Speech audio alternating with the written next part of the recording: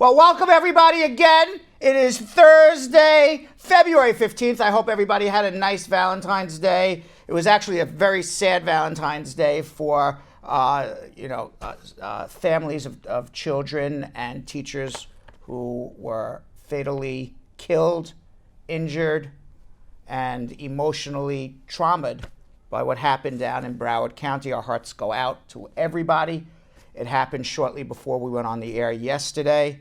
It unfortunately happens time and time again. Apparently, another shooter, I'm looking for his name, I forgot his name, Nicholas Cruz, thank you very much. He went into the Marjorie Stoneman Douglas High School in Parkland, Florida. There's a picture of him. It's about an hour's northwest of Miami. And as of last night, he went on a killing spree, a purposeful killing spree. He turned on the alarms. He knew where people were going to be. He used to be part of that school. And he planned it to get the most carnage. Unfortunately, 17 people were killed. 14 are still severely injured and hospitalized as we speak. Our hearts go out to the families of those who were killed. I was reading some of the profiles of the children who got killed, children who won scholarships for swimming to university, children who were, by all accounts, the nicest, sweetest, most loving children, had everything going for them, had an entire life taken away from them. Teachers who jumped in front of students, the football coach, another teacher, I forgot his name, also two different teachers I read about. One was a football coach who jumped in front of students to protect students from bullets, and they unfortunately lost their lives. One of the teachers just had a newborn child and leaves a wife and newborn child fatherless and widowed. Police reports are saying that this guy, Nicholas Cruz, was kicked out of school. His mother had recently died of the flu. He was mentally challenged. Apparently had autism, and was making YouTube videos and certainly Instagram posts, posing with guns and posing with different sorts of ammunitions. And unfortunately, this gun was legally purchased. It was locked in a safe where it was supposed to be.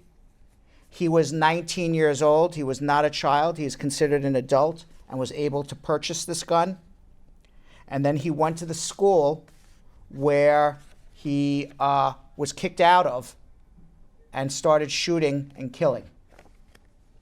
It was an AR-15 assault rifle, the rifle that was legally bought, a rifle that we were talking about earlier in the day in our Brad Show production room.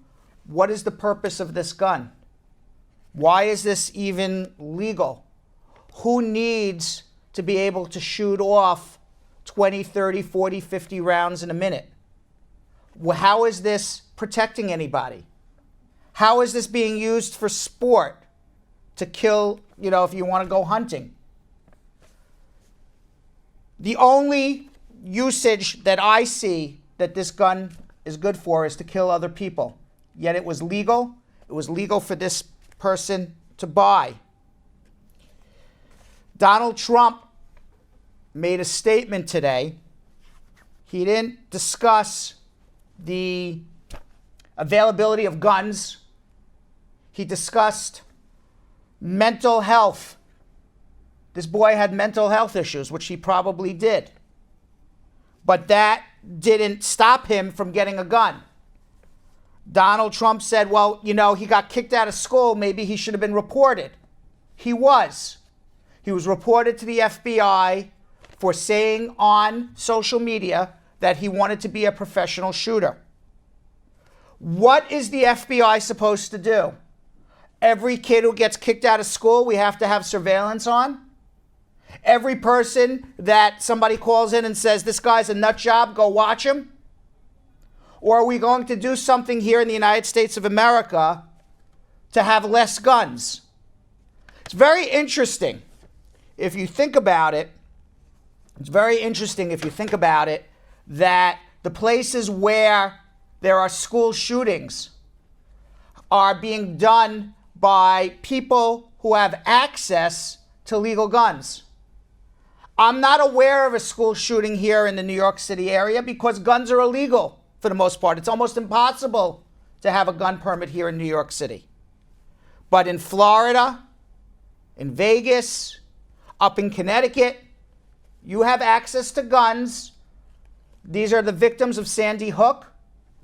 And you have access to guns because I can tell you that these young adults, these kids, would not know where to find a gun unless it was legally purchased and in their home. So I don't know what we can do as a country. I think, unfortunately, it's a sad event, and it's going to continue to be a sad event. I think people are going to say, oh my God, they're going to be shocked, and then life's going to go back to normal, and nothing is going to change, unfortunately, here in America. Yet Donald Trump is going to say the reason we're unsafe is because we don't have a wall between Mexico and the southern border of the United States. I would say we've had more killings in probably months, more school shootings, more mass shootings by American citizens who purchase guns legally than all the terrorism that occurred in the United States since 2001. I would say we have more mass killings in the United States on a yearly basis than we have illegal immigrants running across the border and killing somebody. The statistics prove it. And that's our graphic, which I can't particularly read without my glasses, but whoever can read it, there it is. All right, 1-800-529-5465. The other thing happening, folks, I got to wake up a little bit. The other thing happening, it's just sad when I think about it, and it's just a really sad situation. So I kind of get emotional about it. You know what? We can watch CNN, MSNBC, Fox News, and you can watch about guns and what happened. The other thing that happened in the world today is that they are debating immigration on Capitol Hill, and just as I predicted, nothing is going to happen. Donald Trump came out and he said he has these 4 pillars. He came up with some nonsense. Pillars. The pillars being that he wants DACA, a wall paid by America, not Mexico, the end of family immigration, and the end of the visa lottery. There was a bipartisan consensus in the Senate to pass a bill to fund $25 billion for his stupid wall that Mexico will not pay for in return for the dreamers to be able to get a green card over a 12-year period and be able to become a citizen over a 12-year period but never be able to file for their parents. That seems like a reasonable deal. Yet Trump said he would veto that deal.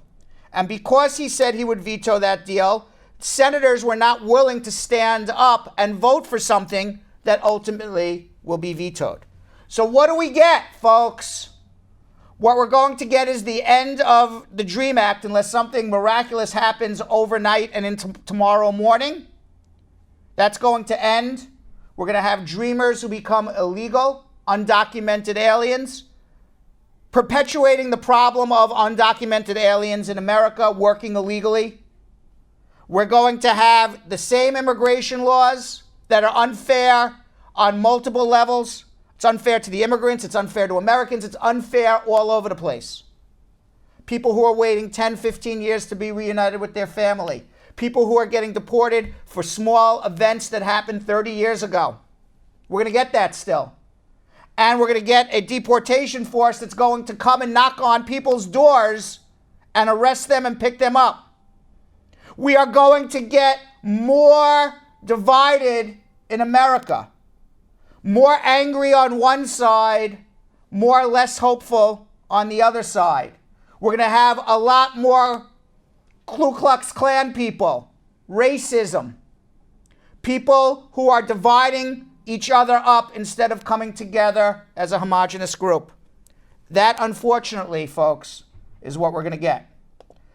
We have a little sliver here on the Brad Show here at Spar and Bernstein. We have a little sliver here that in this our little sliver of the world, we have a little more harmony. We have people watching from all walks of life, from all corners of the world, coming together, commenting, making friendships that they would never have ever had.